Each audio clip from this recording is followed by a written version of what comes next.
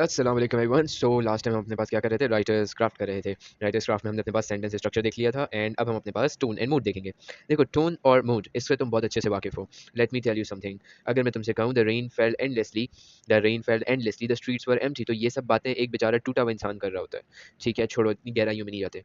यहाँ पर हमारे पास when a person is having a lonely mood और a gloomy mood, so means he is sad. Focus करो। मूड कैसा है भाई? लोनली। मूड कैसा है भाई? ग्लूमी। दोनों सेम वर्ड है, सही है। और हमारे पास इससे इवेंचुअली पता चलता है कि बंदा क्या है, सैड है। ठीक है। अच्छा, अपार्ट फ्रॉम दिस हमारे पास यहाँ पे टोन एंड मूड में सबसे पहले क्या आता है? टोन।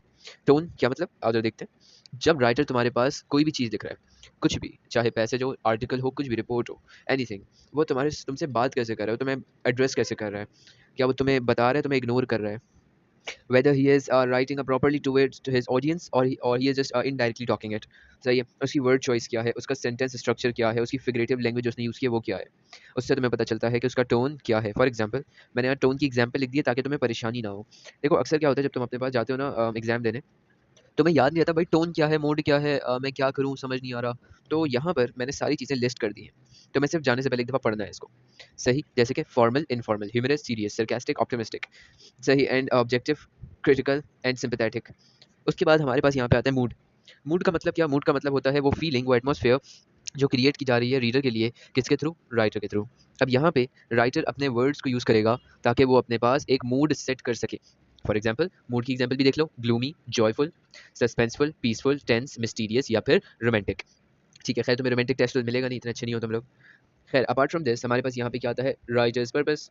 वो तुमसे ये थोड़ी पूछेगा मूड बताओ, अच्छा ठीक है 1 मार्क ले लो मूड बता के, इतना अच्छा नहीं है तुम्हारा एग्जामिनर। ना जाएगा क्यों यूज़ किया इसने मूड, मूड क्यों भाई, क्यों बनाना ज़रूरी है? तुम ऐसे ही पढ़ो। तो तुम्हें जवाब देना है to evoke a specific emotion and the reaction in the reader, shaping their experience of the text. That is why हम अपने पास क्या यूज़ करते हैं? टोन एंड मूड यूज़ करते हैं। Apart from this we need structure and organisation. Structure and organisation का क्या मतलब भाई? देखो, जब तुम एक स्टोरी लिखते हो, तुम उसमें स्टार्ट देते हो, उसको बिगिनिंग देते हो, तुम फिर उसको अपने पास डेवलप करते हो, फिर तुम उसके बाद अपने पास स्टोरी को मेन सीन की तरफ ले जाते हो और फिर तुम उसको कंक्लूजन की तरफ ड्रैग करते हो। तो ये तुमने ऑर्गेनाइजेशन ही तो की ना यार। तुमने अपने पास यहाँ पे स्ट्रक्चर दिया एक पूरी स्टोरी को, इसकी ऑर्गेनाइजेशन की। अब सुनो किस तरीके से होता है। पैराग्राफ की वजह से होता है, सीक्वेंस या पेसिंग की वजह से होता है, फ्लैशबैक फ्लैश फॉरवर्ड की वजह से होता है, रिपीटेशन की वजह से होता है। Listen how. अगर तुम्हें यहाँ पे कोई पैराग्राफ मिले जो अपने पास ऑर्गेनाइज्ड है, तो इसका मतलब क्या कि तुमने उसके अंदर यूज़ किए हैं ट्रांजिशनल वर्ड्स। तुम टॉपिक वाइज चल रहे हो, पहले ये टॉपिक डिस्कस कर लूँगा, फिर ये टॉपिक डिस्कस कर लूँगा। ठीक है। उसके बाद उसके बाद अगर तुमसे पूछता है कि हम क्यों अपने पास पैराग्राफिंग यूज़ करते हैं, तो पहला आंसर क्या होना चाहिए? To organise our write up.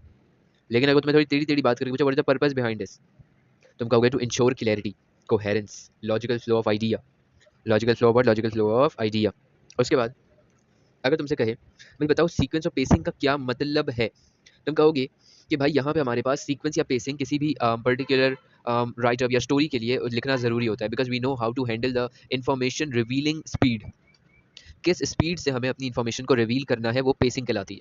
यहाँ पर हमारे पास जो पर्टिकुलर आइडियाज़ होते हैं वो प्रेजेंट किए जाते हैं, सही, एट अ पर्टिकुलर स्पीड, जहाँ पे हमारे पास नैरेटिव अनफोल्ड होते हैं, जहाँ पर हमारे पास चीज़ें जो है बताना शुरू करते हैं। फॉर एग्जाम्पल, अगर मैं लिख रहा हूँ फॉर एग्जाम्पल एक narrative, introduction will be slow ताकि मैं चीज़ें डिस्क्राइब कर सकूँ। My developing stage will be fast, my main scene will be super slow ताकि मैं ज़ूम इन करके चीज़ें दिखाऊँ, 2 पैराग्राफ एटलीस्ट या 3 पैराग्राफ एटलीस्ट यूज़ करूँ, एंड आखिर में मैं एंडिंग में फास्ट रखूँगा। सही है। तो ये होगी पेसिंग। उसके बाद अगर तुमसे पूछे कि भाई पेसिंग क्यों? तो to build suspense, to create a dramatic effect, to control readers emotional journey. सही, तो मतलब तुम यहाँ पे क्यों करते हो? एक्चुअल में तुम क्यों करते हो? सस्पेंस बिल्ड करने के लिए, ड्रामेटिक इफेक्ट डालने के लिए, या फिर रीडर का इमोशनल जर्नी कंट्रोल करने के लिए। ओके होगी बात। अगला हमारे पास क्या आता है? Flash back and flash forward. Flash back and flash forward is basically जब तुम अपने पास यहाँ पे एक पर्टिकुलर ऑर्डर ऑफ स्टोरी या इवेंट्स को इंटरप्ट कर देते हो। जैसे कि तुमने पहले बता दिया फ्यूचर, फिर तुमने स्टोरी स्टार्ट की। अब यहाँ पर मसला ये होता है कि अगर तुम अपने पास पहले बता देते हो फ्यूचर और स्टोरी स्टार्ट करते हो, तो यू आर बाउंड कि जब तुम स्टोरी एंड करो तो उस फ्यूचर का जिक्र एंडिंग में भी आना चाहिए। सही। नेक्स्ट आओ, तुमसे पूछे कि व्हाट इज द पर्पस, क्यों हमने अपने पास फ्लैश बैक या फ्लैश फॉरवर्ड यूज़ किया? स्टोरी के हिसाब से बताना। अगर तुम्हारे पास यहाँ पे बैकग्राउंड इन्फॉर्मेशन दे रहा है तो मतलब फ्लैशबैक। अगर तुम्हारे पास करेक्टर को रिवील कर रहा है तो फ्लैशबैक। अगर तुम्हारे पास यहाँ पे बिल्ड कर रहा है सस्पेंस तो फ्लैश फॉरवर्ड। अगर तुम्हारे पास कॉम्प्लेक्सिटीज ऐड करे तो फ्लैश फॉरवर्ड। सही। आखिरी में तुम्हारे पास आता है repetition. Repetition means he is repeating his own words, own phrases. क्यों करते हैं ऐसा?